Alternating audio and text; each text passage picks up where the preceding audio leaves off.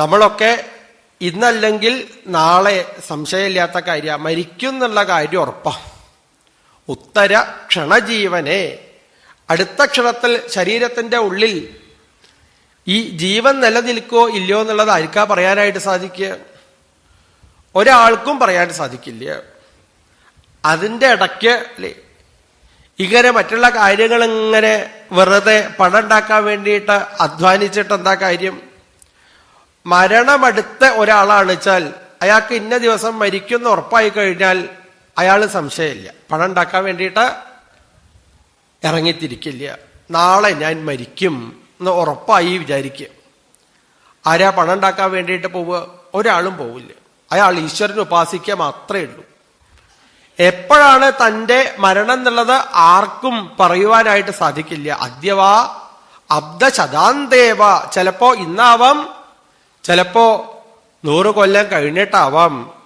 എന്തായാലും ഉറപ്പാണ് മരണം എല്ലാ ആളുകൾക്കും ഉണ്ടെന്നുള്ളത്. പശ്യന്നപി ന പശ്യതി, കണ്ടിട്ടും നമ്മൾ കണ്ടില്ല എന്ന് വിചാരിക്കുക സത്യത്തിൽ ജീവിതത്തിൽ അല്ലേ. അച്ഛൻ ജീവിച്ചിരിക്കുന്ന സമയത്ത് കുട്ടികൾ മരിക്കണുണ്ട്, കുട്ടികളെ ജീവിച്ചിരിക്കുന്ന സമയത്ത് അച്ഛനമ്മമാര് മരിക്കണുണ്ട്. തൻ്റെ മുന്നിൽ കാണുന്ന എല്ലാ ആൾക്കാരും മരിച്ചുകൊണ്ടിരിക്കുക, എപ്പോഴും മരിച്ചുകൊണ്ടിരിക്കുക. ഇന്നലെ കണ്ട ആൾക്കാരല്ല ഇപ്പോ നമ്മള്, ഒരു മിനിറ്റ് മുന്നേ കണ്ട ആൾക്കാരല്ല ഇപ്പോ നമ്മള്. എപ്പോഴും പ്രളയം ഇങ്ങനെ സംഭവിച്ചു കൊണ്ടുണ്ട്. നിത്യപ്രളയവും ആത്യന്തിക പ്രളയവുമായിട്ടും നൈമിത്തിക പ്രളയവുമായിട്ടും എപ്പോഴും നമ്മൾ ഭഗവാനിലേക്ക് അങ്ങനെ ലയിച്ചുകൊണ്ടിരിക്കുന്നുണ്ട്. ഇതെന്നാ തന്റെ ശരീരത്തിൻ്റെ ഉള്ളിൽ നിന്ന് ഈ ജീവൻ അങ്ങോട്ട് പോവാന്നുള്ളത് പറയാനായിട്ട് സാധിക്കില്ല ആർക്കും. അതുകൊണ്ടത് ഭഗവാനെ ഉപാസിക്കുകയാണ് വേണ്ടതെന്ന് അദ്ദേഹത്തിന് നന്നായിട്ട് മനസ്സിലായി. ഇപ്പോ ആ ഭിക്ഷുവിന് തൻ്റെ ജീവിതം എന്ന് പറഞ്ഞാൽ തന്നെ മൃത്യുനാഗ്രസ്യമാനസ്യ കർമ്മഭിർബോധ ജന്മതൈ മൃത്യോ ക്രീഡനകാനൃപ. ഭൂമിദേവി എപ്പോഴും നമ്മളോട് ഇങ്ങനെ ഓർമ്മിപ്പിച്ചുകൊണ്ടിരിക്കുന്നുണ്ട്. നമ്മളൊക്കെ എങ്ങനെയുള്ള ആൾക്കാരാണ്? മൃത്യുദേവന്റെ കയ്യിലുള്ള ക്രീഡനകങ്ങളാണ്, കളിപ്പാട്ടങ്ങളാണ്, കളിപ്പാവകളാണ്. അതേ രാജാക്കന്മാരെ, നിങ്ങളിങ്ങനെ ഭൂമിക്ക് വേണ്ടി ആ ഭൂമി എന്റേതാണ്, ഈ ഭൂമി എന്റേതാണ്, അതെന്റേതാണ്, ഇതെന്റേതാണ് എന്ന് പറഞ്ഞ് ലോകം മുഴുവനും വെട്ടിപ്പിടിക്കുവാൻ ഓടി നടക്കേണ്ട ആവശ്യമില്ല. ഈ ലോകം മുഴുവനും കീഴടക്കിയ സകല ആൾക്കാരും അവസാനം എന്നിലേക്കാണ് കേട്ടോ വന്ന് ലയിച്ചിട്ടുള്ളത്. ഭൂമിദേവി സാക്ഷിയാണ്. അതാണ് ഭൂമിദേവി പറയണത്, നിങ്ങളൊക്കെ എന്നിലേക്ക് വന്നിട്ടുണ്ട്, ഇവിടുന്ന് പോണ സമയത്ത് ആരും ഒന്നും കൊണ്ടുപോയിട്ടില്ല. അപ്പൊ മൃത്യുദേവന്റെ കയ്യിലുള്ള കളിപ്പാട്ടങ്ങൾ ആയ നമ്മളത് ഇതിനു വേണ്ടിയിട്ടല്ല അധ്വാനിക്കേണ്ടത്, ഈശ്വരന്റെ അടുത്തേക്ക് എത്തിച്ചേരുവാൻ വേണ്ടിയിട്ടാണ് അധ്വാനിക്കേണ്ടത് എന്നുള്ള ആ ബോധം അദ്ദേഹത്തിന് ഇത് അവിടെ വെച്ച് മനസ്സിലായി. അങ്ങനെ ഭഗവാനത് ഉപാസിക്കുവാനായിട്ട് പുറപ്പെടുന്നു. എങ്ങനെയെങ്കിലും ആ സർവേശ്വരനായിരിക്കുന്ന ഭഗവാൻ എന്നിൽ സന്തോഷിക്കണേ എന്ന് നന്നായിട്ട് പ്രാർത്ഥിച്ചു. നൂനം മേ ഭഗവാൻ സ്തുഷ്ട സർവദേവമയോ ഹരി. സർവേശ്വരനായിരിക്കുന്ന ഭഗവാൻ എന്നിൽ സന്തോഷിക്കണേ.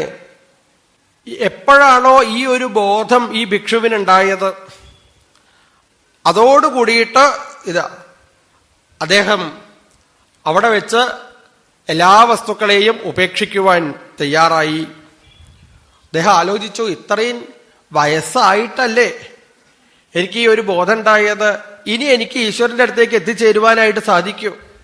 അങ്ങനെ പറയാൻ പറ്റില്ല കേട്ടോ. ഖട്വാങ്കൻ എന്ന് പേരായിട്ടുള്ള ഒരു മഹാരാജാവ് കേവലം 2 മുഹൂർത്തം കൊണ്ട് ഈശ്വരന്റെ അടുത്തേക്ക് എത്തിച്ചേർന്നു.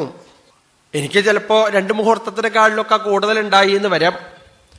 അതുകൊണ്ടത് എനിക്കും ഭഗവാന്റെ അടുത്തേക്ക് എത്തിച്ചേരുവാനായിട്ട് സാധിക്കും. സോഹം കാലാവശേഷേണ ശോഷയിഷ്യംഗമാത്മന അപ്രമത്തോ കില സ്വാർത്ഥ യതിസ്യാൽ സിദ്ധാത്മനി. ഇനിയുള്ളതായിരിക്കുന്ന അവശേഷിച്ചതായിരിക്കുന്ന കാലം ഞാൻ എങ്ങനെയായാലും ഈ ലോകത്തിലേക്ക് ശ്രദ്ധ വയ്ക്കാതെ, ഈ നശിക്കുന്നതായിരിക്കുന്ന ലോകത്തിലേക്ക് ശ്രദ്ധ വയ്ക്കാതെ ഈശ്വരനെ മാത്രം ഉപാസിച്ചുകൊണ്ട് ജീവിക്കുന്നുള്ള ഒരു വലിയതായിരിക്കുന്ന പ്രതിജ്ഞ അദ്ദേഹം ചെയ്തു. തന്റെ മുന്നിൽ കാണുന്ന വസ്തുക്കളൊക്കെ നശിക്കണതാ അല്ലേ? യത് ദൃശ്യം തത് നശ്യം. കണ്ണിന്റെ മുന്നിൽ കാണുന്ന വസ്തുക്കളൊക്കെ നശിച്ചു പോണത്. അതുകൊണ്ടത് തന്റെ ഇന്ദ്രിയങ്ങളെ കൊണ്ട് കാണുന്ന വസ്തുക്കളിലേക്ക് ഞാൻ മനസ്സ് വെക്കില്ല. തന്റെ കണ്ണ് തുറന്നു കഴിഞ്ഞാൽ ഈ മുന്നിലുള്ളതായിരിക്കുന്ന വസ്തുക്കളാണ് നമുക്ക് കാണാനായിട്ട് സാധിക്കുന്നത്. കാത് തുറന്നു കഴിഞ്ഞാൽ ഈ ലോകത്തുള്ളതായിരിക്കുന്ന വസ്തുക്കളാണ് നമുക്ക് കേൾക്കുവാനായിട്ട് സാധിക്കുന്നത്. തന്റെ എല്ലാവിധ ഇന്ദ്രിയങ്ങളെ കൊണ്ടും നമുക്ക് ഈ ഭൂമിയിലുള്ള വസ്തുക്കളാ കാണാൻ സാധിക്കുന്നത്. ഇതുവരെ ഈ ലോകം മുഴുവനും കണ്ടുകൊണ്ട് നടന്ന അദ്ദേഹത്തിന് ഇപ്പോ ഓർമ്മയായി, ഇനിയിപ്പോ ഈ നശിക്കുന്ന വസ്തുക്കളിലേക്കല്ല ശ്രദ്ധ വെക്കേണ്ടത്, ഉള്ളിലുള്ളതായിരിക്കുന്ന ഈശ്വരനിലേക്ക് ശ്രദ്ധ വെക്കണം. അന്തർമുഖ സമാരാധ്യ ബഹിർമുഖ സുദുർലഭ. പുറത്തേക്ക് നോക്കിക്കഴിഞ്ഞാൽ സംശയമില്ല, അത് അപകടത്തിലേക്കേ ചെന്ന് ചാടുള്ളൂ. ഉള്ളിലുള്ളതായിരിക്കുന്ന ഈശ്വരൻ എന്നത് അനുഗ്രഹിക്കണേ എന്നുള്ള ഭാവത്തോടുകൂടി അദ്ദേഹം ലോകം മുഴുവനും നടക്കാനായിട്ട് പുറപ്പെട്ടു. അപ്പോഴേക്ക് പിന്നിൽ നിന്ന് പല ആൾക്കാരും അദ്ദേഹത്തിനെ ഉപദ്രവിക്കുവാനായിട്ട് വന്നു. ചിലവരൊക്കെ അദ്ദേഹത്തിനെ കല്ലെടുത്തെറിഞ്ഞു. അങ്ങനെ നടക്കുന്ന സമയത്ത് ആരോ കുറച്ച് ഭക്ഷണം കൊണ്ടുപോയിട്ട് കൊടുത്തു. ആ ഭക്ഷണം കഴിക്കാനായിട്ട് പുറപ്പെട്ടപ്പോൾ അവര് വേറെ കുറെ കുട്ടികളെ വന്ന് അതിൽ മണല് വാരിയിട്ടു. മൂത്രയന്തിച്ച പാപിഷ്ഠാഷ്ഠീവന്തി അസ്യച മൂർധനി യഥവാചം വാചയന്തി. ചില ആൾക്കാർ ഇദ്ദേഹത്തിന്റെ മേലേക്ക് മൂത്രം ഒഴിച്ചു, ചില ആൾക്കാര് അടിച്ചു ഇദ്ദേഹത്തിനെ. ഇദ്ദേഹം മിണ്ടാതിരിക്കുന്ന സമയത്ത് ഇദ്ദേഹത്തിനോട് വന്ന് വർത്തമാനം പറയാനായിട്ട് പുറപ്പെട്ടു.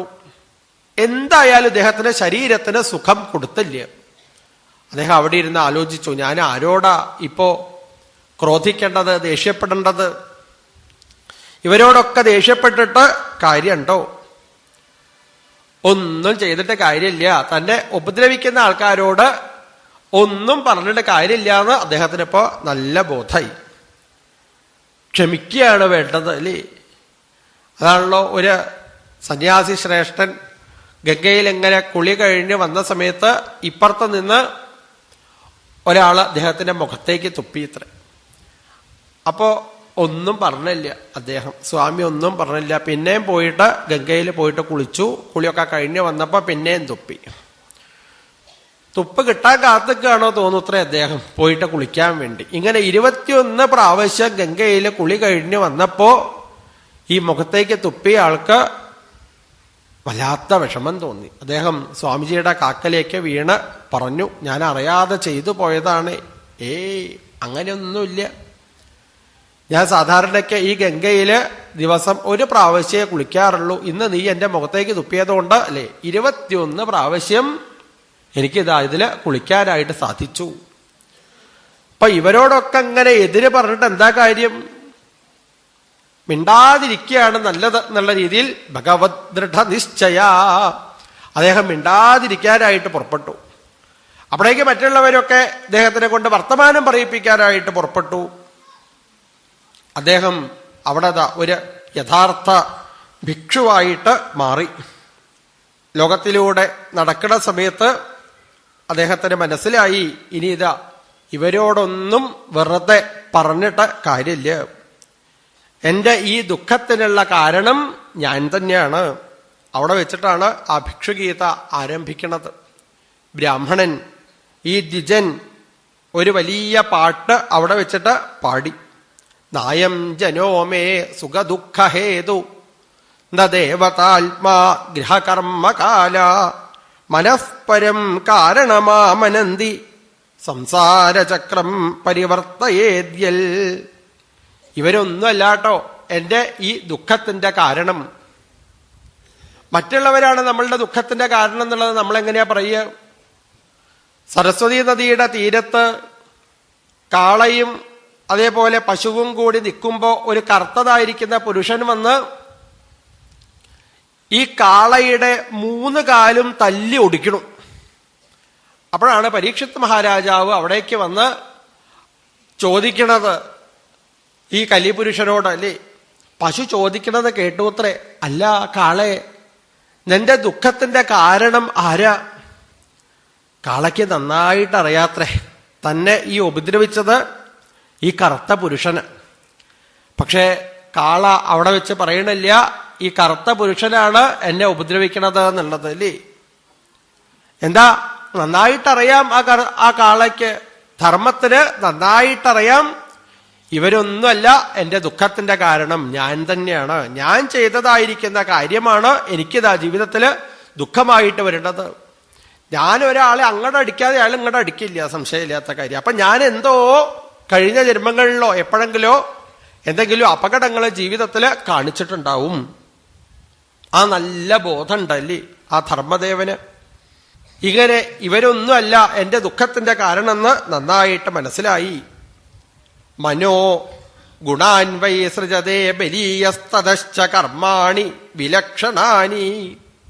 സത്യം പറഞ്ഞാൽ മനസ്സാണ് ദുഃഖത്തിനും സുഖത്തിനും കാരണം. ചെയ്യുന്ന കർമ്മം കേൾക്കണത് അല്ലേ, കാതാണ് കേൾക്കണത് എന്ന് നമ്മൾ സാധാരണയ്ക്ക് വിചാരിക്കും. കണ്ണാണ് കാണുന്നത് എന്ന് നമ്മൾ സാധാരണയ്ക്ക് വിചാരിക്കും. കണ്ണിവിടെ വെച്ച് കഴിഞ്ഞാലോ ശരീരം ഇവിടെ വെച്ച് കഴിഞ്ഞാലോ നമുക്ക് കേൾക്കാൻ സാധിക്കുമോ, നമുക്ക് കാണാനായിട്ട് സാധിക്കുമോ? ഒരിക്കലും ഇല്ല. ശരീരം ചിലപ്പോൾ ഇവിടെ ഉണ്ടാവും, നമ്മളുടെ മനസ്സെവിടെയായിരിക്കും? ചിലപ്പോ അമേരിക്കയിലാവും, കുട്ടികളുടെ അടുത്തായിരിക്കും അല്ലേ. ചിലപ്പോ മനസ്സ് വേറൊരു സ്ഥലത്തായിരിക്കും. അപ്പൊ വേറൊരു സ്ഥലത്ത് മനസ്സുണ്ടെങ്കിൽ നമ്മൾ എവിടെ ഇരുന്ന് കഴിഞ്ഞാലും ആ കാര്യം അവർക്ക് മനസ്സിലാവില്ല. അപ്പൊ സത്യം പറഞ്ഞാൽ മനസ്സാണ് കാണുന്നത്, മനസ്സാണ് കേൾക്കണത്. മനസാഹ്യേവ, മനസ്സാണ് കാണുന്നത്, മനസ്സാണ് കേൾക്കണത് എന്ന് മനസ്സിലാക്കുവാനായിട്ട് സാധിക്കണം. മനസ്സാണ് സത്യം പറഞ്ഞാൽ ദുഃഖത്തിനും സുഖത്തിനും കാരണം.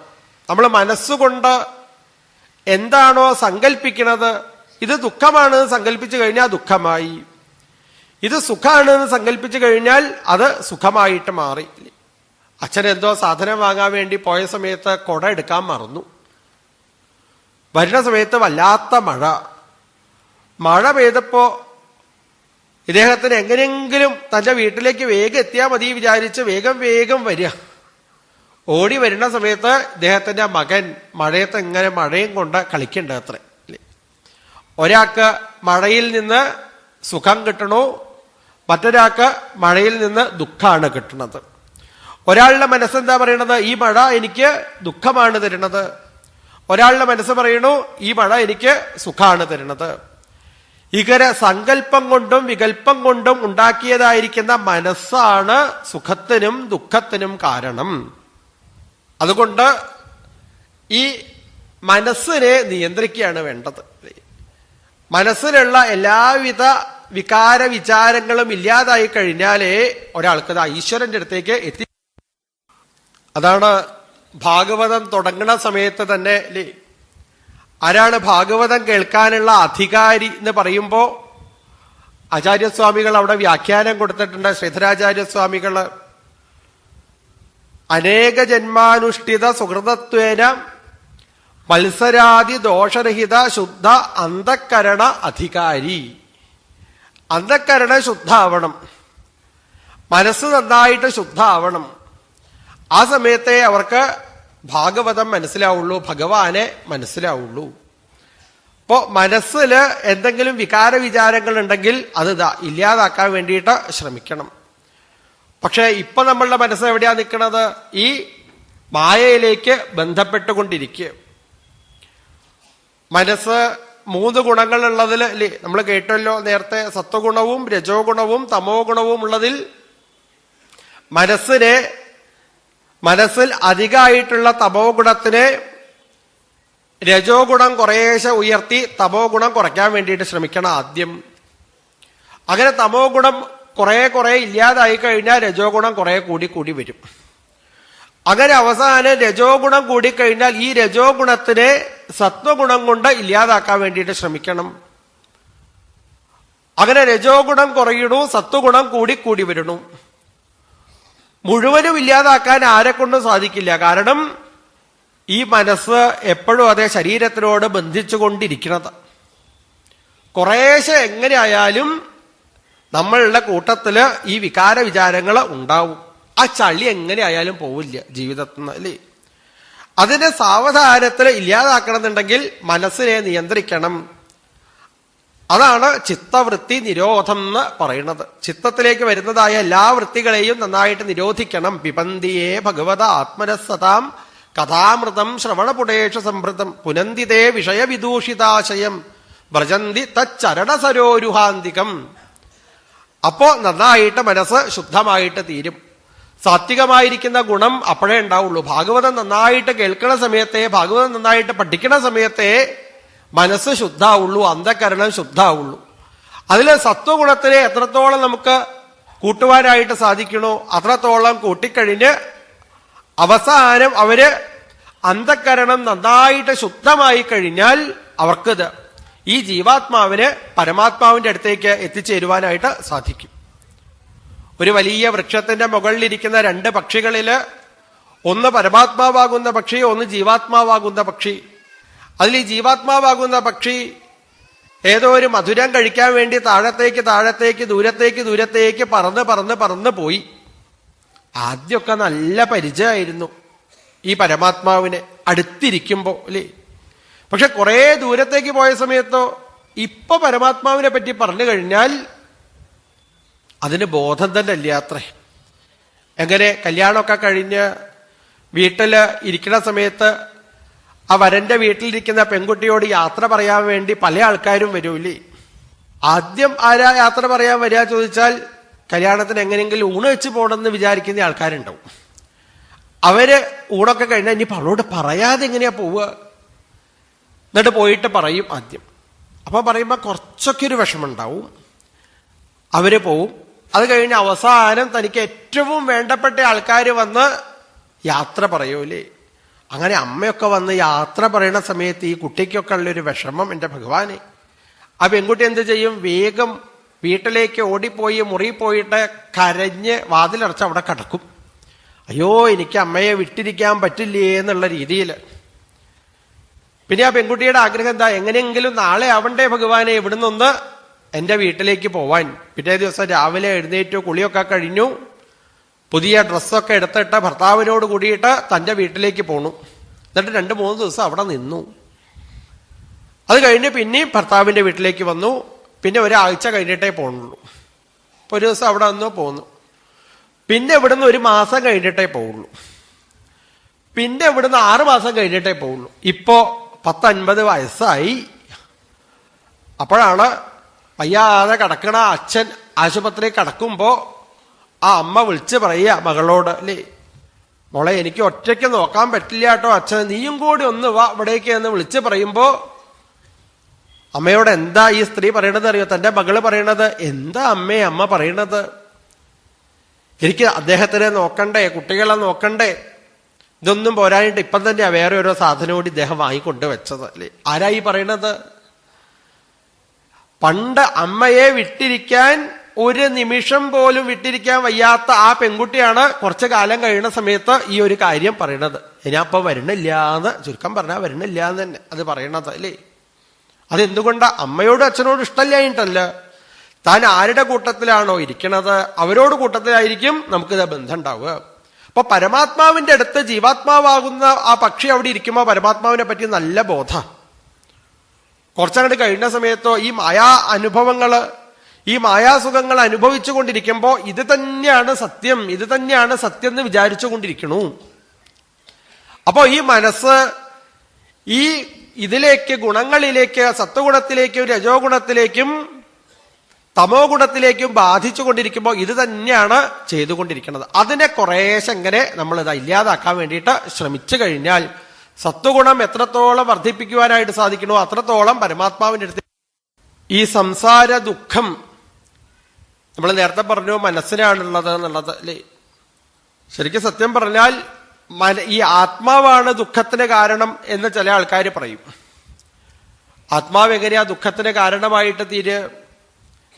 ആത്മാവ് നിത്യനാണ്, ശുദ്ധനാണ്, ബുദ്ധനാണ്. അങ്ങനെയുള്ളതായിരിക്കുന്ന ആത്മാവിനെ ഇതൊന്നും ബാധിക്കണില്ല. പരമാത്മാവിനെ എങ്ങനെയാ ഈ ഗുണങ്ങൾ ബാധിക്കുക, ഈ ദുഃഖം ബാധിക്കുക? അത് ഒരിക്കലും ഈ ആത്മാവും അല്ല എന്റെ ദുഃഖത്തിന്റെ കാരണം. മനസ്സിനെ നിഗ്രഹിക്കുകയാണ് ശരിക്ക് വേണ്ടത്. ദാനം സ്വധർമ്മോ നിയമോയമശ്ച ശ്രുതം ച കർമാണി ച സദ്വ്രതാനി സർവേ മനോനിഗ്രഹലക്ഷണാന്ത പരോഹി യോഗോ മനസസമാധി. പരമമായിരിക്കുന്ന യോഗം എന്ന് പറഞ്ഞു കഴിഞ്ഞാൽ മനസ്സിനെ സമാധി അവസ്ഥയിലേക്ക് എത്തിച്ചേർക്കുന്നതാണ്. സമാധി എന്ന് പറഞ്ഞാൽ എന്താ അർത്ഥം? ധി സമമായിരിക്കുന്ന അവസ്ഥ അല്ലേ? ബുദ്ധി സമമായിട്ട് തീരണം. എല്ലാ വസ്തുക്കളെയും ഒരേപോലെ കാണുവാനുള്ള മനോഭാവം. ഇവിടെ രണ്ട് എന്നുള്ള ഭാവമില്ല, ഒന്ന് എന്നുള്ള ഭാവം മാത്രമേ ഉള്ളൂ എന്നുള്ളതിലേക്ക് എത്തിച്ചേരുവാനായിട്ട് സാധിക്കണം. അതിനാണ് സമാധി അവസ്ഥ എന്ന് പറയുക. അതാണ് പരമമായിരിക്കുന്ന യോഗം. നമ്മളിപ്പോ യോഗങ്ങളൊക്കെ ചെയ്യാൻ വേണ്ടിയിട്ട് പോകും. മാത്രമല്ല എല്ലാവരും അതെ, യോഗ ക്ലാസ്സിൽ പോവാത്ത ആൾക്കാരുണ്ടാവില്ല. പക്ഷേ അവരിപ്പോ എന്താ ചെയ്യുന്നത്? തന്റെ ശരീരത്തിന്റെ കാര്യം നോക്കുള്ളൂ അത്ര. ശരീരത്തിന് സുഖമായിട്ട് ഇരിക്കണം, ശരീരം നേരെയാവണമെന്നേ വിചാരിക്കണുള്ളൂ യോഗയിൽ കൂടിയിട്ട്. അതല്ല ശരിക്കും യോഗയുടെ ഉദ്ദേശം. സമാധി അവസ്ഥയിലേക്ക് ഭഗവാന്റെ അടുത്തേക്ക് എത്തിച്ചേരാൻ വേണ്ടിയിട്ടാണ് ഈ യോഗങ്ങളൊക്കെ അനുഷ്ഠിക്കുന്നത്. ഭക്തിയോഗ ആയാലും കർമ്മയോഗ ആയാലും സാഖ്യയോഗ ആയാലും ജ്ഞാനയോഗ ആയാലും അഷ്ടാംഗയോഗ ആയാലും ഏത് യോഗ ആയാലും സമാധി അവസ്ഥയിലേക്ക് എത്തിച്ചേരണം. മനസ്സിനെ ശുദ്ധമാക്കി ലോകത്ത് ഈശ്വരൻ മാത്രമേ ഉള്ളൂ എന്നുള്ളതായ ആ അവസ്ഥയിലേക്ക് എത്തിച്ചേരുന്നതിനാണ് യോഗം എന്ന് പറയുക. ഇതിന്റെ ഒക്കെ ഉദ്ദേശവും അതെ, ഭഗവാന്റെ അടുത്തേക്ക് എത്തിച്ചേരുക. ദാനം ചെയ്യലും സ്വധർമ്മങ്ങൾ അനുഷ്ഠിക്കലും പലതരത്തിലുള്ള നിയമം, അതായത് രാവിലെ നേരത്തെ എഴുന്നേൽക്കുക, കുളിക്കുക, ഇങ്ങനെയുള്ള കാര്യങ്ങളൊക്കെ ഈ നിയമങ്ങളൊക്കെ അനുഷ്ഠിക്കുന്നതും എന്തിനു വേണ്ടിയിട്ടാ? ഈശ്വരന്റെ അടുത്തേക്ക് എത്തിച്ചേരാൻ വേണ്ടിയിട്ടാ. അത് പരിപൂർണമായി ഉറപ്പുള്ള ഒരാള് മറ്റുള്ള കാര്യത്തിലേക്ക് എന്തിനാ ഇറങ്ങിത്തിരിക്കുന്നത്? അതിന്റെ ആവശ്യമില്ല. ദാനമൊക്കെ ചെയ്തു കഴിഞ്ഞ സമയത്ത് അദ്ദേഹത്തിന് തോന്നിയത് വേണ്ടില്ലായിരുന്നു കേട്ടോ. എത്ര ഉറുപ്പ്യ ചെലവ്. വീട്ടിൽ വെച്ച് ഗണപതി ഹോമം പൂജയൊക്കെ കഴിച്ചു. അന്ന് വൈകുന്നേരം തോന്നി, അയ്യോ 10,000 ഉറുപ്പ്യ ചെലവായി. ഇങ്ങനെ തോന്നിയ ഒരാൾ ഇങ്ങനത്തെ കർമ്മം ചെയ്തിട്ട് എന്താ കാര്യം ഇല്ലേ? അപ്പോ അതല്ല ആവശ്യം. ഈശ്വരനെ ഉപാസിച്ചിട്ട് ഭഗവാന്റെ അടുത്തേക്ക് എത്തിച്ചേരാൻ വേണ്ടി എനിക്കത് ആ ഭഗവാനെ നന്നായിട്ട് അറിയാൻ സാധിക്കുന്ന മനസ്സിലായി കഴിഞ്ഞാൽ പിന്നെ മറ്റുള്ള കർമ്മങ്ങള് അതില് പ്രാധാന്യം കുറേശ്ശെ കുറഞ്ഞു വരും. ആ ബോധമുള്ള ആൾക്കാരെ പറ്റിയിട്ടാണ് പറഞ്ഞത്. മറ്റുള്ള ആൾക്കാര് ഇങ്ങനെയുള്ള കർമ്മങ്ങള് ചെയ്ത് കഴിഞ്ഞ് കുറെ കഴിയുമ്പോഴേ അവർക്ക് ആ കാര്യം മനസ്സിലാവുള്ളൂ. ദാനം ചെയ്തു കഴിഞ്ഞാൽ അവർക്ക് തന്റെ മനസ്സിനെ നിയന്ത്രിക്കുവാനായിട്ട് സാധിക്കും. ഇനി ഈശ്വരൻ പ്രസാദിക്കാൻ വേണ്ടിയിട്ടാണ് ഇങ്ങനെയുള്ള കർമ്മങ്ങളൊക്കെ നമ്മൾ ചെയ്യണത്. മനോവശേന്യേഹ്യ ഭവൻ സ്മദേവ മനശ്ചന അന്യസ്യ വശം സമേതി ഭീഷ്മോ ഹി ദേവ സഹസഹീയാൻ യുഞ്ജ്യാൽ വശേതം സഹി ദേവദേവ.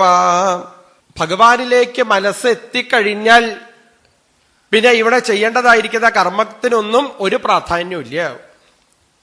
ഈശ്വരൻ അടുത്തുണ്ടെന്നുണ്ടെങ്കിൽ ത്വയി പ്രസന്നേ മമ കിം ഗുണേന ത്വയി അപ്രസന്നേ മമ കിം ഗുണേന. ഭഗവാൻ അടുത്തുണ്ടെങ്കിൽ പിന്നെ നമുക്ക് എന്ത് ഗുണങ്ങളാ ആവശ്യമുള്ളത്? ഒരു ഗുണവും ആവശ്യമില്ല. ഇനി ഭഗവാൻ തന്റെ അടുത്തേക്ക് വരുന്നില്ല എന്ന് വിചാരിച്ചുകൊണ്ട് നിൽക്കുകയാണെന്ന് വെച്ചാൽ പിന്നെ നമുക്ക് എന്ത് ഗുണം ഉണ്ടായിട്ട് എന്താ കാര്യം? ഒരു കാര്യവും ഇല്ല. ഇതേപോലെ ചെയ്യുന്നതായിരിക്കുന്ന കർമ്മമൊക്കെ ഈശ്വരനിലേക്ക് എത്താൻ വേണ്ടിയിട്ടാണ്. ഈശ്വരൻ തന്നെ സത്യമാണ് എന്നുള്ളത് മനസ്സിലായി കഴിഞ്ഞാൽ പിന്നെ മറ്റുള്ള കാര്യത്തിലേക്കൊന്നും ഒരിക്കലും ശ്രദ്ധ വെക്കേണ്ട കാര്യമില്ല എന്ന് മനസ്സിലാക്കി സകല ആളുകളെയും ജയിക്കാൻ മനസ്സിനെ നിയന്ത്രിക്കുകയാണ് വേണ്ടതെന്ന് ആ ഭിക്ഷുത അവിടെ വെച്ച് പറയുന്നു. തന്റെ മനസ്സിനെ നിയന്ത്രിക്കാൻ സാധിക്കാത്ത ഒരാൾക്ക് മറ്റുള്ള ഈ ലോകത്തുള്ള ഒരാളെയും നിയന്ത്രിക്കുവാനായിട്ട് സാധിക്കില്ല. കാരണം തന്റെ മനസ്സ് തന്നെയാണ് സത്യം പറഞ്ഞാൽ ഏറ്റവും വലിയതായിരിക്കുന്ന കള്ളൻ. ആ കള്ളനെ, ആ മനസ്സിനെ ആദ്യം നമ്മളിത് അടക്കാൻ വേണ്ടിയിട്ട് ശ്രമിക്കണം. അതില് ഈ കാണുന്നതായിരിക്കുന്ന എല്ലാ വസ്തുക്കളും മനസ്സിനെ ബാധിക്കുന്നതാണ്. എല്ലാ വൃത്തികളും, നമ്മൾ ചെയ്യുന്ന എല്ലാ വൃത്തികളും, നമ്മൾ കഴിക്കുന്നതായിരിക്കുന്ന ഭക്ഷണവും ഒക്കെ ആഹാരങ്ങൾ മുഴുവൻ, ആഹരിക്കുന്നത് മുഴുവൻ കണ്ണിൽ കൂടെ കാണുന്ന വസ്തുക്കള്, കാതിൽ കൂടെ കേൾക്കുന്ന വസ്തുക്കള്, ശരീരത്തിൽ കൂടെ അനുഭവിക്കുന്ന വസ്തുക്കള്, ഇത് മുഴുവനും ഈ മനസ്സിനെ ബാധിക്കുന്നത്. അത് താമസത്തിൽ നിന്ന് രാജസത്തിലേക്കാക്കി അത് സാത്വികത്തിലേക്ക് ആക്കണമെന്നുണ്ടെങ്കിൽ സാത്വിക രീതിയിലുള്ളതായിരിക്കുന്ന വസ്തുക്കളെ ആഹരിക്കുവാൻ വേണ്ടിയിട്ട് ശ്രമിക്കണം. അങ്ങനെ ചെയ്തു കഴിഞ്ഞാൽ ഈ മനോമയമായിരിക്കുന്ന കോശം, മനസ്സ് ഭഗവാനിലേക്ക് കുറേശ്ശെ കുറേശ്ശെ സാത്വിക വൃത്തിയിൽ കൂടെ എത്തിച്ചേർക്കുവാനായിട്ട് സാധിക്കും. തന്റെ നേരെ മുന്നിലുള്ളതായിരിക്കുന്ന ജനങ്ങളാണ് തന്റെ ദുഃഖത്തിന് കാരണമെന്ന് വിചാരിച്ചിട്ടുണ്ട് വെച്ചാൽ ഒരിക്കലും ജനങ്ങളല്ല നമ്മളുടെ ദുഃഖത്തിന്റെ കാരണം, നമ്മൾ തന്നെയാണ്. അല്ലേ, തന്റെ വലത്തെ കൈ കൊണ്ട് ഇടത്തെ കൈയിനെ അടിച്ചു കഴിഞ്ഞാൽ നമ്മൾ ഇടത്തെ കൈയിനോട് എന്തെങ്കിലും പറയൂ? ഒരിക്കലും ഇല്ല. അപ്പോ ഇതേപോലെ തന്നെയാണ് തന്റെ അടുത്തുള്ളതായിരിക്കുന്ന ആൾക്കാരും. ഒരു വ്യത്യാസവും ഇല്ല. മൃഗോഷ്ട ഖരമർക്കാഖു സരീസൃം ഖഗമക്ഷിക ആത്മന പുത്രവൽ പശ്യേൽ തൈരേഷാം അന്തരം കിയൽ. സപ്തമസ്കന്ധത്തില് കാണാം. തന്റെ കുട്ടികളെ പോലെ തന്നെയാണ് ഈ ലോകത്തുള്ളതായിരിക്കുന്ന സകല വസ്തുക്കളും. ഇവിടെയുള്ള മനുഷ്യരും അതെ, 4 കാലുള്ളതും അതെ, 6 കാലുള്ളതും അതെ, 8 കാലുള്ളതും അതെ. അപ്പൊ അവരൊക്കെ തന്നെ ഉപദ്രവിക്കുകയാണ് എന്നുള്ളത് നമ്മൾ സംസാരിക്കുമ്പോ അതേപോലെ തന്നെയാണ് എന്റെ വലത്തെ കൈയ്യ് എന്റെ ഇടത്തെ കൈയിനെ അടിച്ചു കഴിഞ്ഞാൽ ഞാൻ ഇടത്തെ കൈയിനോട് ദേഷ്യപ്പെടാതിരിക്കുന്നത് പോലെ തന്നെയാണ് മറ്റുള്ളവരോടും ദേഷ്യപ്പെടാതിരിക്കേണ്ടത്. ഏഷോഹം അന്യോയം, ഇത് ഞാനാണ്, ഇത് നീയാണെന്നുള്ള ഭാവം ഉള്ളത് കൊണ്ടാണ് നമുക്കത് ജീവിതത്തില് ദുഃഖമുണ്ടാവുന്നത്. അല്ലേ, സത്യത്തില് എല്ലാവരും ഒന്നാണെന്നുള്ള ഭാവത്തിലേക്ക് എത്തിച്ചേരുവാനായിട്ട് സാധിക്കണം. ആരോടാ ഞാനിവിടെ ദേഷ്യപ്പെടേണ്ടത്? എന്റെ ദുഃഖത്തിന് ഈ കാണുന്നതായിരിക്കുന്ന വസ്തുക്കള് ഒന്നുമല്ല. ഭക്ഷണം കഴിക്കുന്ന സമയത്ത് നമ്മൾ അറിയാതെ ചിലപ്പോ തന്റെ പല്ലുകൊണ്ട് തന്റെ നാവിനെ കടിച്ചുപോയി വിചാരിക്കും. ആരെങ്കിലും നാവിനെ ചീത്ത പറഞ്ഞിട്ട് കാര്യമുണ്ടോ? നാവിനെ ചീത്ത പറയാ പതിവുണ്ടോ? ഒരിക്കലും ചീത്ത പറയില്ല. അല്ലേ, ചീത്ത പറഞ്ഞിട്ട് കാര്യമില്ല. ഇതേപോലെ മറ്റുള്ളവരെ തന്നെ ഉപദ്രവിച്ചു കഴിഞ്ഞാലും അവരോട് ചീത്ത പറഞ്ഞിട്ട് കാര്യമില്ല എന്നുള്ള ബോധം ഇദ്ദേഹത്തിന് അവിടെ വെച്ച് ഉണ്ടായി. ചില ആൾക്കാർ പറയും എന്റെ ദുഃഖത്തിന്റെ കാരണം ദേവന്മാരാണ്. ദേവന്മാരെങ്ങനെയാ നമ്മളുടെ ദുഃഖത്തിന്റെ കാരണമായിട്ട് മാറുക? തന്റെ ശരീരത്തിൽ തന്നെ ഓരോരോ ഇന്ദ്രിയാധിഷ്ഠാന ദേവതകളുണ്ട്. കയ്യിനൊരു അധിഷ്ഠാന ദേവത, കാതിന് വേറൊരു അധിഷ്ഠാന ദേവത, കണ്ണിന് വേറൊരു അധിഷ്ഠാന ദേവത.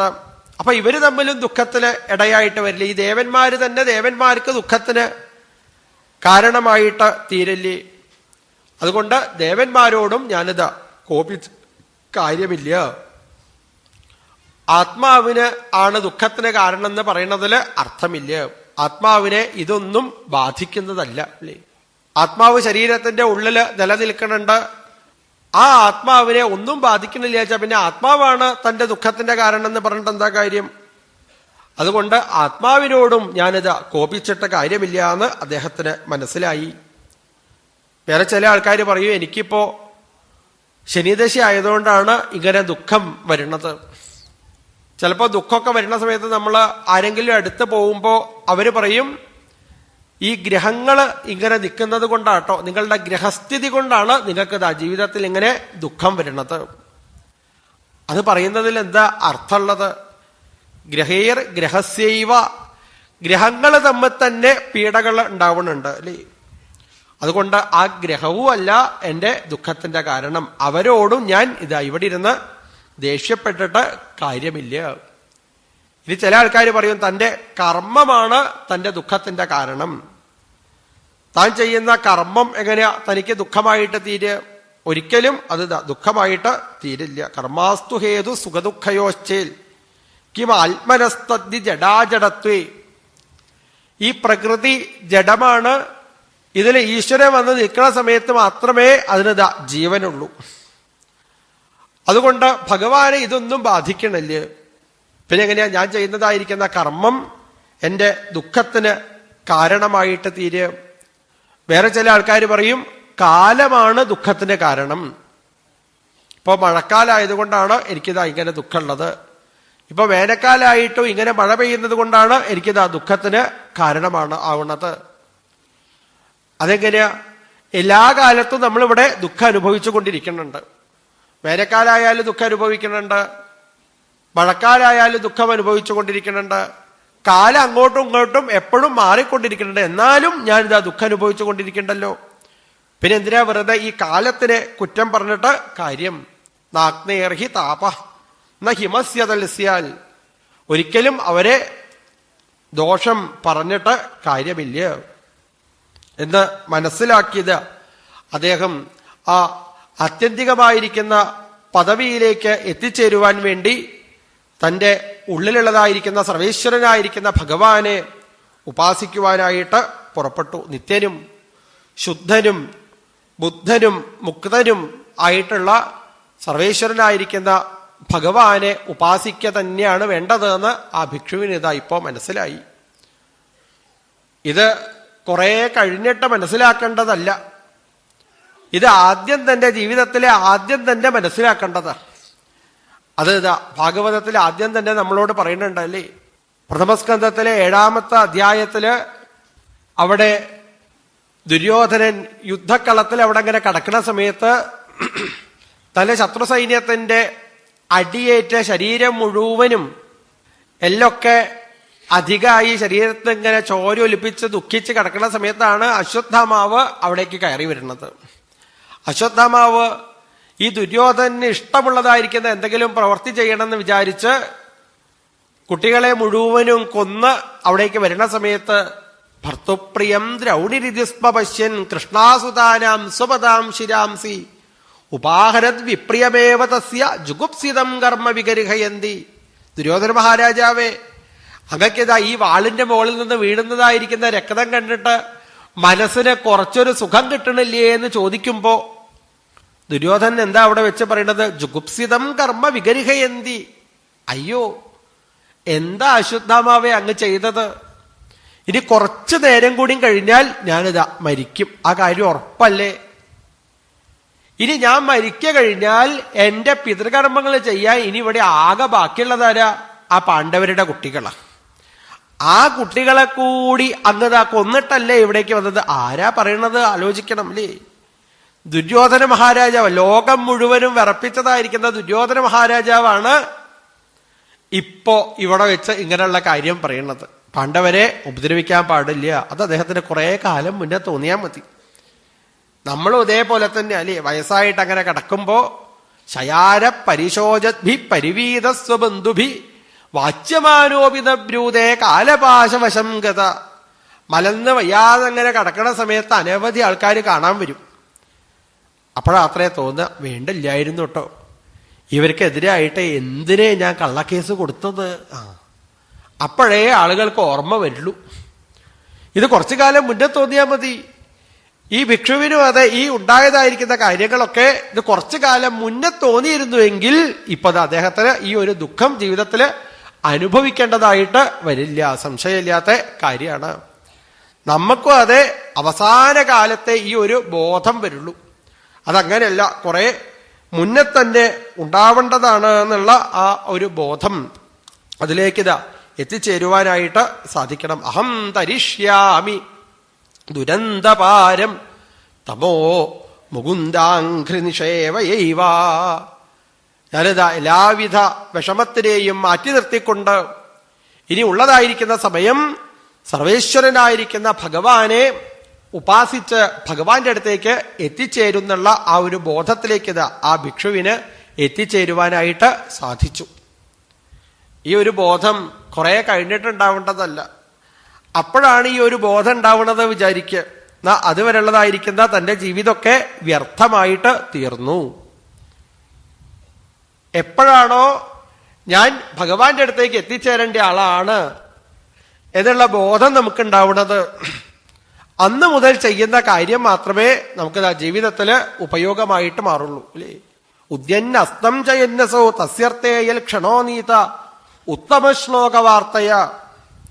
ഓരോരോ ദിവസവും സൂര്യൻ ഉദിച്ചു വരുന്ന സമയത്ത് നമ്മളോട് പറയുന്നുണ്ട്, ഇന്നതാ നിനക്ക് ഈശ്വരനെ ഉപാസിക്കുവാൻ വേണ്ടിയിട്ട് ഒരു ദിവസം വന്നു ചേർന്നിട്ടുണ്ട് കേട്ടോ, ഇന്നും നീ വെറുതെ ആക്കാനായിട്ട് പാടില്ല. വൈകുന്നേരം ആവുമ്പോ സൂര്യൻ കണ്ണില് വെള്ളം ഒലിപ്പിച്ച് ചുവന്ന രീതിയിൽ യാത്രയാവുമ്പോ നമ്മളോട് പറയാ, നെയ്യത നടക്കത, ഇന്ന് കിട്ടിയതായിരിക്കുന്ന സമയം നെയ്യത ഈശ്വരനെ ഉപാസിച്ചില്ലാല് വെറുതെ വേണ്ടാത്ത ഓരോരോ കാര്യങ്ങളും ചെയ്തുകൊണ്ട് അവരവര് ചെയ്യേണ്ടാത്തതായ കർമ്മങ്ങൾ ചെയ്തുകൊണ്ട് ജീവിതത്തിനെ വെറുതെ നശിപ്പിച്ചു, അതല്ലേ ഉണ്ടായത് എന്ന് പറഞ്ഞിട്ടാണ് ഓരോരോ ദിവസവും സൂര്യൻ പോയിട്ട് അസ്തമിക്കുന്നത്. ഇതല്ല വേണ്ടത്. ചെറുപ്പത്തിൽ തന്നെ കൗമാരേ ആചരേൽ പ്രാജ്ഞ ധർമാൻ ഭാഗവതാനിഹ. എത്രത്തോളം ചെറുപ്പത്തിൽ ഈ ഒരു ഭാവം നമുക്ക് മനസ്സിലാക്കുവാനായിട്ട് സാധിച്ചു, എന്നാൽ അത്രത്തോളം നല്ലത്. അതല്ലാതെ എല്ലാവരും എന്ത് ചെയ്യണു, ഈ അർത്ഥത്തിന്റെ പിന്നാലെങ്ങനെ ഓടിപ്പോണു. അർത്ഥത്തിന്റെ പിന്നാലെ ഓടിപ്പോണ സമയത്ത് എന്താ നമ്മൾക്ക് നഷ്ടപ്പെടുന്നത്? പരമാർത്ഥം നഷ്ടമായിട്ട് തീരണൂല്ലേ. അതാണ് ജീവിതത്തിൽ സംഭവിക്കുന്നത്. എന്തായാലും തിരക്കടില്ല, പണം ഉണ്ടാക്കണം, ആ ഒരൊറ്റ ചിന്തയുള്ളൂ. രാവിലെ മുതൽ വൈകുന്നേരം വരെ ദേഹാപത്യ കളത്രാണിഷ് ആത്മസൈന്യേഷ് അസൽ സ്വപി. തന്റെ ശരീരം നേരെയാക്കാൻ വേണ്ടിയിട്ട്, തന്റെ കുട്ടികളെ പോറ്റാൻ വേണ്ടിയിട്ട്, തന്റെ ലോകത്തുള്ള മറ്റുള്ളവർക്കൊക്കെ കൊടുക്കാൻ വേണ്ടിയിട്ട് ഇവര് രാവിലെ മുതൽ വൈകുന്നേരം വരെ അധ്വാനിച്ച് പണം ഉണ്ടാക്കുന്നുണ്ട് എല്ലാവരും, സംശയമില്ലാത്ത കാര്യം. എത്രത്തോളം പണം കിട്ടാൻ പറ്റുമോ അത്രത്തോളമൊക്കെ പണം എല്ലാവരും ഉണ്ടാക്കുന്നുണ്ട്. എന്നിട്ടോ തന്നെ പറ്റി മാത്രം നമ്മൾ ജീവിതത്തിൽ മറന്നു പോണൂല്ലേ. താൻ ചെയ്യേണ്ടതായിരിക്കുന്ന കർമ്മം ഒരാളും ചെയ്യണില്ല, അവരവരെ പറ്റിയിട്ട് ജീവിതത്തിൽ മറന്നു പോണു. നമ്മൾ ഈശ്വരനെ ഉപാസിക്കേണ്ടതായ ആളാണ് എന്നുള്ളതായിരിക്കുന്ന ഒരു ബോധം.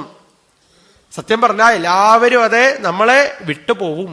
താൻ ഏറ്റവും ജീവിതത്തിൽ സ്നേഹിച്ചതായിരിക്കുന്ന ആൾക്കാർ ശരീരം, കളത്രം, സുതം, ബന്ധുവർഗം, വയസ്യം, ധനം, സത്മഭൃത്യം, ഭുവം ച സമസ്തം പരിത്യജ്യ ഹാ കഷ്ടം ഏകോ ഗമിഷ്യാമി ദുഃഖേന ദൂരം കിലാഹം. ഒരാൾക്ക് ജീവിതത്തിൽ ഏറ്റവും കൂടുതൽ ആരോടാ സ്നേഹം ഉണ്ടാവുക ചോദിച്ചാൽ തന്നോട് തന്നെയാണ് അല്ലേ. ശരീരത്തിനോട് തന്നെയാണ് ഏറ്റവും കൂടുതൽ സ്നേഹം ഉണ്ടാവുക. നമ്മൾ സാധാരണയ്ക്ക് പറയും, ഞാനേ അവള് ഭക്ഷണം കഴിക്കാൻ പതിവുള്ളൂ കേട്ടോ. എപ്പോഴാ അത് പറയുക? തനിക്ക് കഴിക്കാൻ ഇവിടെ ഉണ്ട് എന്ന് ഉറപ്പായാലേ പറയുള്ളൂ അത്രേ.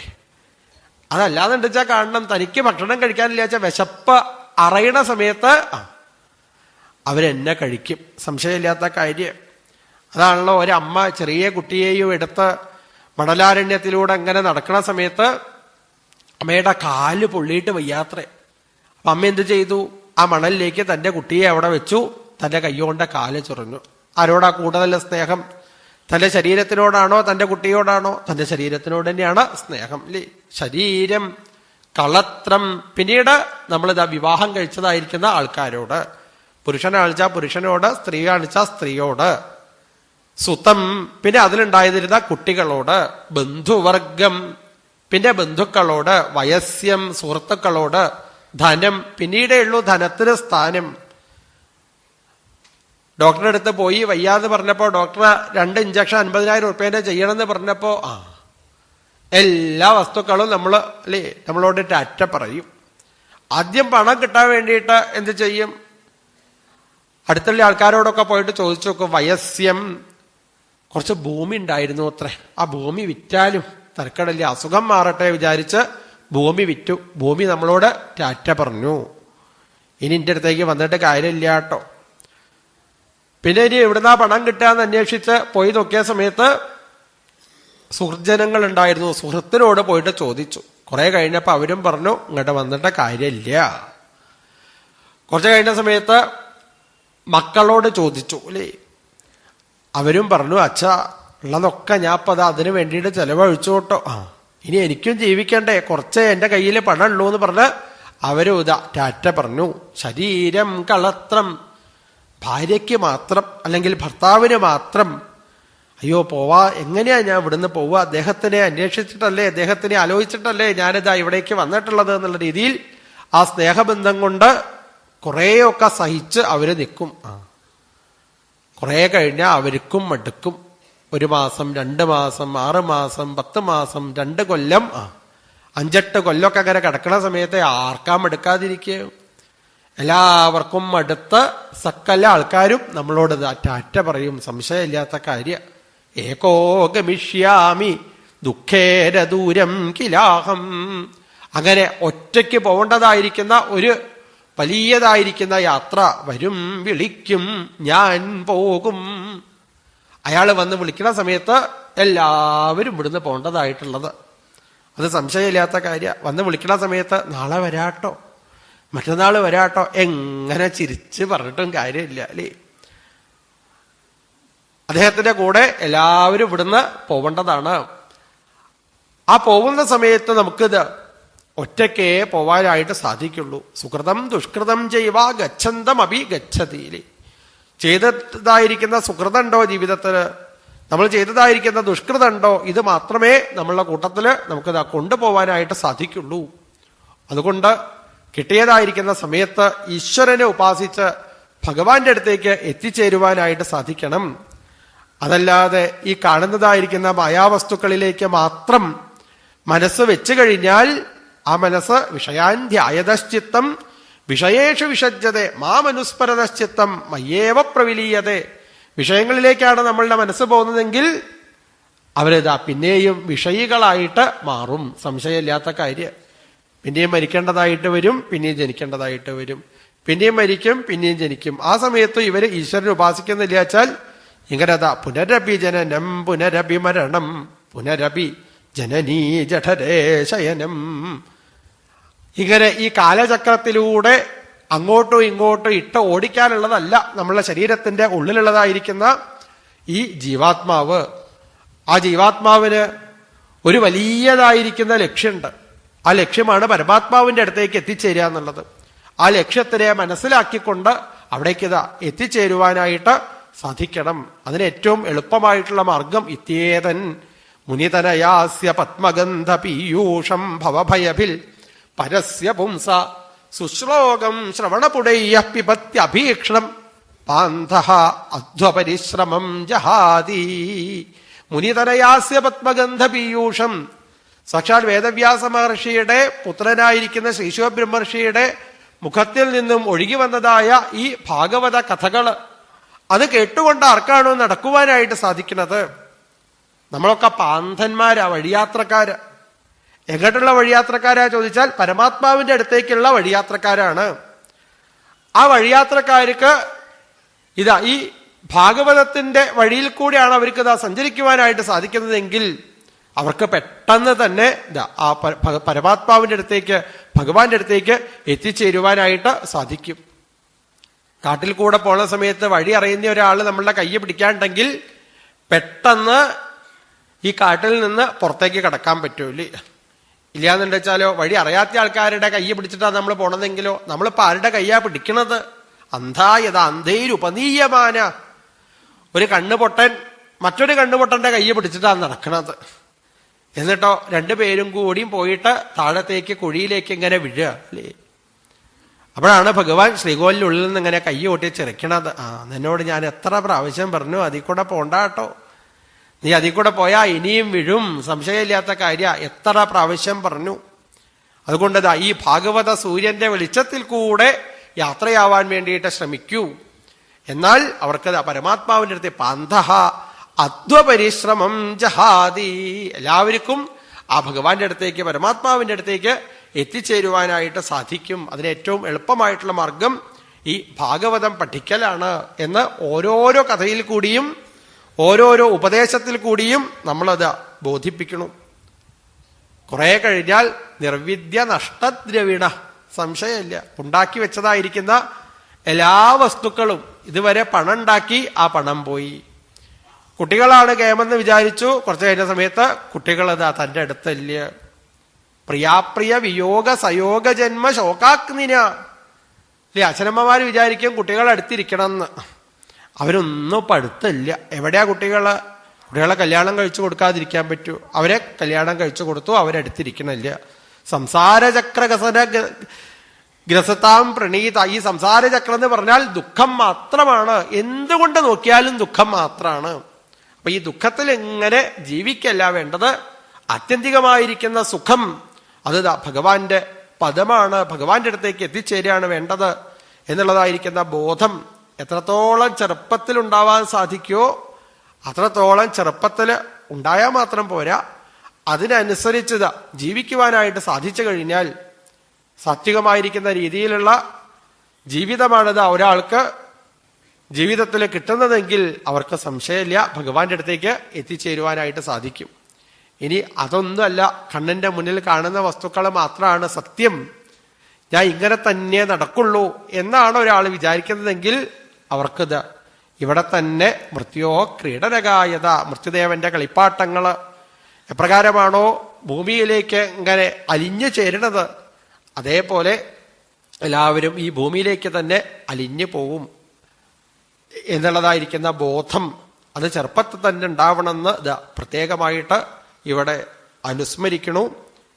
ഏതാം ഭിക്ഷുണാഗീതാം ബ്രഹ്മനിഷ്ഠാം സമാഹിത ധാരയൻ ശ്രാവയൻ ശൃണ്വൻ ദ്വന്ദ്വേർന്ന ഇവാഭിഭൂയതേ. ബ്രഹ്മനിഷ്ഠാം, ബ്രഹ്മത്തിലേക്കാണ് നമ്മളിത് നിഷ്ഠ കൊടുക്കേണ്ടത്, പരമാത്മാവിലേക്കാണ് നമ്മളിത് മനസ്സ് വെക്കേണ്ടത്, ഈശ്വരനിലേക്കാണ് മനസ്സ് വെക്കേണ്ടത്. ഈശ്വരനിലേക്ക് മനസ്സ് വെച്ചു കഴിഞ്ഞാൽ മനസ്സി ഈശ്വരേ ലീയത്തെ, ഈശ്വരനിലേക്ക് മനസ്സിനെ ലയിപ്പിക്കുവാനായിട്ട് സാധിച്ചു കഴിഞ്ഞാൽ അവർക്കത് അവസാന കാലത്ത് ഈ ശരീരബോധം മുഴുവനും ഇല്ലാതായി ഈ ലോകത്ത് നിന്നും വരുന്നതായിരിക്കുന്ന എല്ലാവിധ ദുഃഖവും തന്നെ ബാധിക്കണതല്ല, ഇതൊക്കെ ശരീരത്തിനെ ബാധിക്കണതാണ്.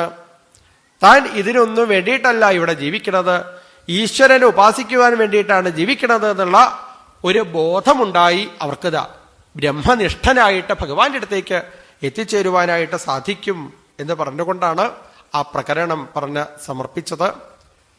ഭിക്ഷുഗീത എന്നുള്ളതായിരിക്കുന്ന ഈ ഭാഗം ഇത്രയും നേരം ഇവിടെ ഇരുന്ന് കഴിയുന്ന രീതിയിലൊക്കെ അനുസ്മരിക്കുവാനായിട്ട് സാധിച്ച അതിന് എനിക്കിവിടെ അവസരം തന്ന എല്ലാവരോടും ഞാനിത് പ്രത്യേകമായിട്ട് നന്ദി രേഖപ്പെടുത്തിക്കൊള്ളുന്നു. എല്ലാ വാക്കുകളും ഭഗവാന്റെയും അതേപോലെ ഗുരുനാഥന്മാരുടെയും ഒക്കെ കാരുണ്യത്തിന് വേണ്ടി അനുഗ്രഹത്തിന് വേണ്ടിയിട്ട് തൃപ്പാദങ്ങളിൽ സമർപ്പിക്കണം.